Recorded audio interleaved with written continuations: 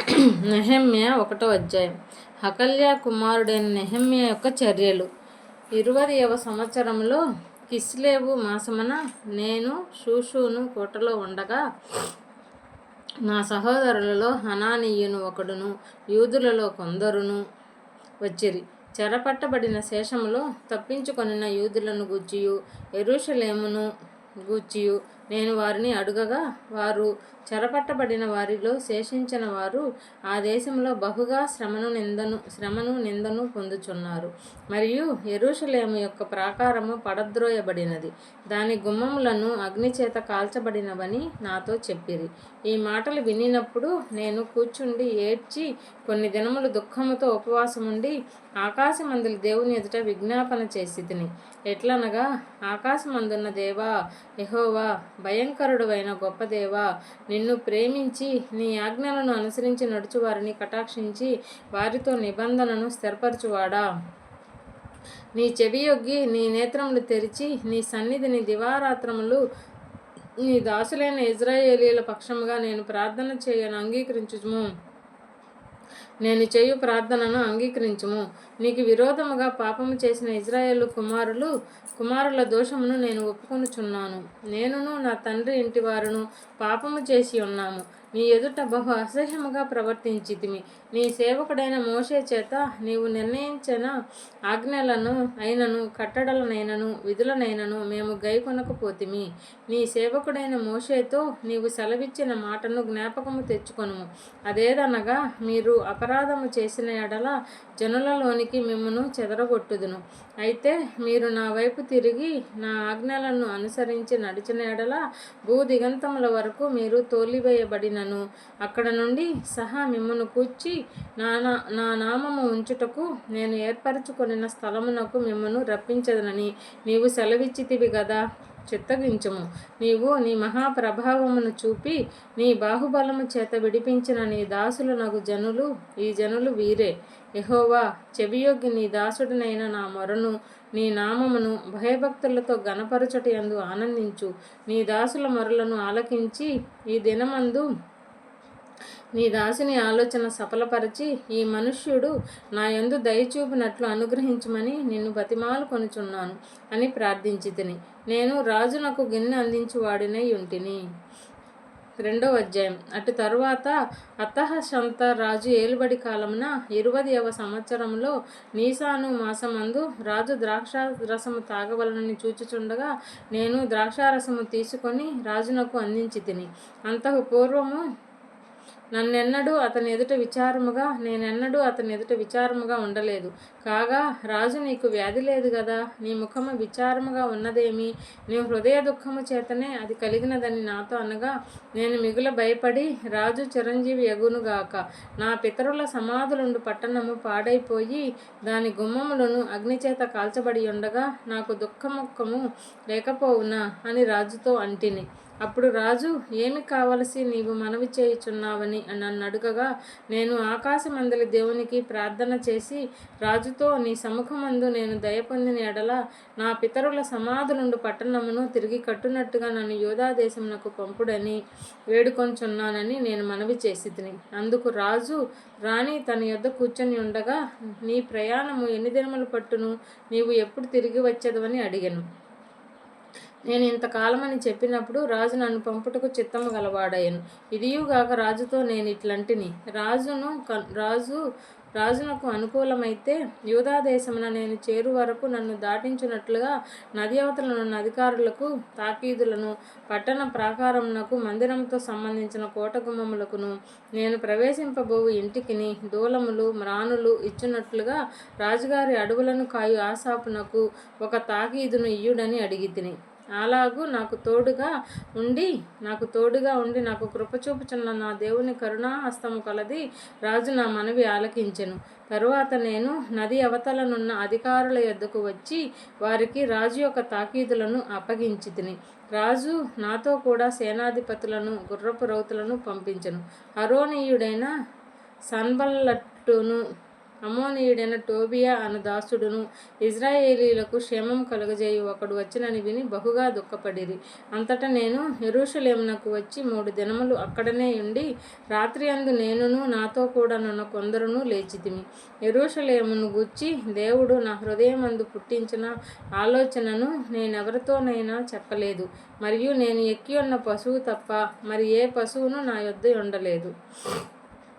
నేను రాత్రికాలమందు లోయద్వారము గుండా భుజంగపు బావి ఎదుటికిని పెంట ద్వారము దగ్గరకును పోయి పడద్రోయబడిన యెరూషలేము యొక్క ప్రాకారములను చూడగా దాని గుమ్మములు అగ్నిచేత కాల్చబడి ఉండెను. తరువాత నేను బుగ్గ గుమ్మమునకు వచ్చి రాజు కోనేటికి వెళ్ళి తిని, కానీ నేను ఎక్కి ఉన్న పశువు పోవుటకు ఎడమలేకపోయాను. నేను రాత్రి అందు మడుగును దగ్గర నుండి పోయి ప్రాకారమును చూచిన మీదట వెనుకకు మరలి లోయ గుమ్మములో బడి తిరిగి వచ్చి తిని. అయితే నేను ఎచ్చటికి వెళ్ళినది ఏమి చేసినది అధికారులకు తెలియలేదు. యూదులకే గాని యాజకులకే గాని యజమానులకే గాని అధికారులకే గాని పనిచేయు ఇతరమైన వారికే గాని నేను ఆ సంగతి చెప్పి ఉండలేదు. అయితే వారితో నేను ఇట్లంటిని, మనకు కలిగిన శ్రమ మీకు తెలిసి ఉన్నది. యెరూషలేము ఎట్లు పాడైపోయెనో, దాని గుమ్మములు అగ్నిచేత ఎట్లు కాల్చబడెనో మీరు చూచి ఉన్నారు. మనకు ఇక మీదట నింద రాకుండా యెరూషలేము యొక్క ప్రాకారమును మరలా కట్టుదము రండి. ఇదియుగాక నాకు సహాయము చేయు దేవుని కరుణాహస్తమును గూర్చియు రాజు నాకు సెలవిచ్చిన మాటలన్నీ నేను వారితో చెప్పి తిని. అందుకు వారు మనము కట్టుటకు పూనుకొందము రండని చెప్పి ఈ మంచి కార్యము చేయుటకై బలము తెచ్చుకొనిరి. అయితే హరోనీయుడైన సన్బల్లటును అమ్మోనీయుడైన దాసుడగు టోబియా అనువాడును అరబీయుడైన గెషెమును ఆ మాట వినినప్పుడు మమ్మను హేళన చేసి మా పని తృణీకరించి, మీరు చేయు పని ఏమిటి? రాజు మీద తిరుగుబాటు చేయుదురా అని చెప్పిరి. అందుకు నేను, ఆకాశమందు నివాసి అయిన దేవుడు తానే మా యత్నమును సఫలము చేయును కనుక ఆయన దాసులమైన మేము కట్టుటకు పూనుకొనుచున్నాము. యెరూషలేమునందు మీకు భాగమైనను స్వతంత్రమైనను జ్ఞాపక సూచన అయినను లేదని ప్రత్యుత్తరం ఇచ్చి తిని. 3వ అధ్యాయము. ప్రధాన యాజకులైన ఎల్యాషీబును అతని సహోదరులైన యాజకులను లేచి గొర్రెల గుమ్మమును కట్టి ప్రతిష్ఠించి తలుపులు నిలిపిరి. హమ్మేయ గోపురము వరకును హనన్యే గోపురము వరకును ప్రాకారమును కట్టి ప్రతిష్ఠించిరి. అతని ఆనుకొని ఎరికో పట్టణపు వారు కట్టిరి. వారిని ఆనుకొని ఇమి కుమారుడైన జక్కూరు కట్టెను. మత్స్యపు గుమ్మమును హస్సెనాయ వంశస్థులు కట్టిరి. మరియు వారు దానికి దూలములను ఎత్తి తలుపులు నిలిపి తాళములను గడియలను అమర్చిరి. వారిని ఆనుకొని హక్కోజునకు పుట్టిన ఊరియా కుమారుడైన మెరేమోతును, వారిని ఆనుకొని మెషేజబేలునకు పుట్టిన బెరెక్యా కుమారుడైన మెషుల్లామును, వారిని ఆనుకొని బయానా కుమారుడైన సాదోకును, వారిని ఆనుకొని తెకోవీయులను బాగు చేసిరి. అయితే జనుల అధికారులు తమ ప్రభువు పనిచేయ నొప్పుకొనకపోయిరి. పాత గుమ్మమును బాగు చేయవారు ఎవరెవరనగా పానెయ కుమారుడైన యెహోయాదాయును, బెసోజ్జా కుమారుడైన మెషుల్లామును. దానికి దూలములను ఎత్తి తలుపు తాళము నిలిపి తాళములను గడియలను అమర్చిరి. వారిని ఆనుకొని గిబియోనీయులను, మిస్పావారును, గిబియోనీయుడైన మెలర్చాయును, మెరోనోతీయుడైన యాదోనును, ఏటి యువతలనున్న అధికారి న్యాయపీఠముంచబడు స్థలము వరకు బాగు చేసిరి. వారిని ఆనుకొని బంగారపు పనివారి సంబంధి అయిన హర్షయా కుమారుడైన ఉజ్జీయేలు బాగు చేయువాడై ఉండెను. అతని ఆనుకొని ఔషధ జ్ఞానియగు హనన్యా పని జరుపుచుండెను. యెరూషలేము యొక్క వెడల్పు గోడ వరకు దానిని ఉండనిచ్చిరి. వారిని ఆనుకొని యెరూషలేములో సగభాగమునకు అధిపతి అయిన హూరు కుమారుడైన రెఫయా బాగు చేసెను. వారిని ఆనుకొని తన ఇంటికి ఎదురుగా హరుమపు కుమారుడైన యెదయా బాగు చేసెను. అతని ఆనుకొని హషబ్నెయ కుమారుడైన హట్టూషు పనిజరుపువాడై ఉండెను. 2వ భాగమును అగ్నిగుండముల గోపురమును హారిము కుమారుడైన మల్కీయాయును, పహత్మోయాబు కుమారుడైన హషూబును బాగు చేసిరి. వారిని ఆనుకొని యెరూషలేములో సగమునకు అధిపతి అయిన హల్లోయెషు కుమారుడైన షల్లూమును అతని కుమార్తెలను బాగు చేసిరి. లోయద్వారమును హనూనును జానోహ కాపురస్తులను బాగుచేసి కట్టిన తరువాత దానికి తలుపులను తాళములను గడియలను అమర్చిరి.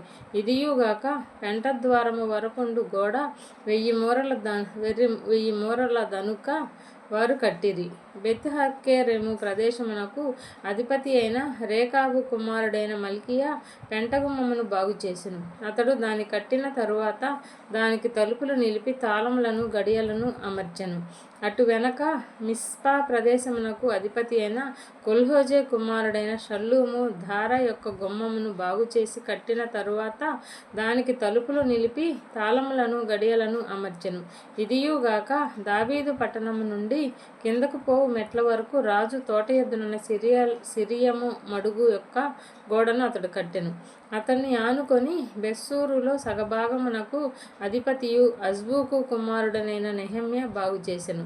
అతడు దావీదు సమాధులకు ఎదురుగానున్న స్థలముల వరకును కట్టబడిన కోనేటి వరకును పరాక్రమశాలుల ఇండ్ల స్థలముల వరకును కట్టెను. అతని ఆనుకొని లేవీయులలో జానీ కుమారుడైన రెహూము బాగు చేసెను. అతని ఆనుకొని తన భాగము కెయీలా యొక్క సగభాగమునకు అధిపతి అయిన హషబ్యా బాగు చేయువాడాయెను. అతని ఆనుకొని వారి సహోదరులైన హేనాదాదు కుమారుడైన బవ్వే బాగు చేసెను. అతడు కెయీలాలో సగము భాగమునకు అధిపతిగా ఉండెను. అతని ఆనుకొని మిస్పాకు అధిపతియు యోషువాకు కుమారుడు అయిన ఏజేరు ఆయుధముల కొట్టు మార్గమునకు ఎదురుగానున్న గోడ మలుపులు పక్కనున్న మరి ఒక భాగమును బాగు చేసెను. అతని ఆనుకొని ఆ గోడ మలుపు నుండి ప్రధాన యాజకుడైన ఎల్యాషీబు ఇంటి ద్వారము వరకు ఉన్న మరి ఒక భాగమును జబ్బయి కుమారుడైన బారూకు ఆసక్తితో బాగు చేసెను. అతని ఆనుకొని ఎల్యాషీబు ఇంటి ద్వారము నుండి ఆ ఇంటి కొన వరకు హక్కోజునకు పుట్టిన ఊరియా కుమారుడైన మెరేమోతు బాగు చేసెను. అతన్ని ఆనుకొని యోర్దాను మైదానంలో నివాసులైన యాజకులు బాగు చేయువారైరి. వారిని ఆనుకొని తమ ఇంటికి ఎదురుగా బెన్యామీను హషూబు అనువారు బాగు చేసిరి. వారిని ఆనుకొని తన ఇంటి యొద్ద అనన్యాకు పుట్టిన మయసేయ కుమారుడైన అజర్యా బాగు చేసెను. అతని ఆనుకొని అజర్యా ఇల్లు మొదలుకొని గోడ మలుపు మూల వరకును హేనాదాదు కుమారుడైన బిన్యూయి మరి ఒక భాగమును బాగు చేసెను. అతని ఆనుకొని గోడ మలిన దిక్కున చెరసాల దగ్గర రాజు నగరులో నిలుచు మహాగోపురము వరకు ఊజై కుమారుడైన పాలాలు బాగు చేయువాడాయను. అతని ఆనుకొని పరోషు కుమారుడైన పెదాయ బాగు చేసెను. ఓపేలులోనున్న నెతీనీయులు తూర్పు వైపు నీటి గుమ్మము పక్కను దానికి సంబంధించిన గోపురము దగ్గరను బాగు చేసిరి. వారిని ఆనుకొని ఓపేలు గోడ వరకు గొప్ప గోపురమునకు ఎదురుగానున్న మరి ఒక భాగమును తెకోవీయులు బాగు చేసిరి. గుర్రపు గుమ్మమునకు పైగా యాజకులందరూ తమ ఎండ్లకెదురుగా బాగు చేసిరి. వారిని ఆనుకొని తన ఇంటికి ఎదురుగా ఇమ్మేరు కుమారుడైన సాదోకు బాగు చేసెను. అతని ఆనుకొని తూర్పు ద్వారమును కాయు షెకన్యా కుమారుడైన షమయా బాగు చేసెను. అతని ఆనుకొని షెలెమ్యా కుమారుడైన హనన్యాయును జాలాపు 6వ కుమారుడైన హనానును మరి ఒక భాగమును బాగు చేయువారైరి. వారిని ఆనుకొని తన గదికి ఎదురుగా బెరెక్యా కుమారుడైన మెషల్లాము బాగు చేసెను. అతని ఆనుకొని నెతీనీయుల స్థలమునకు మిష్కాదు ద్వారమునకు ఎదురుగానున్న వర్తకుల స్థలము యొక్క మూల వరకు బంగారపు పనివాని కుమారుడైన మల్కీయా బాగు చేసెను. మరియు మూలకును గొర్రెల గుమ్మములకును మధ్యను బంగారపు పనివారును వర్తకులను బాగు చేసిరి.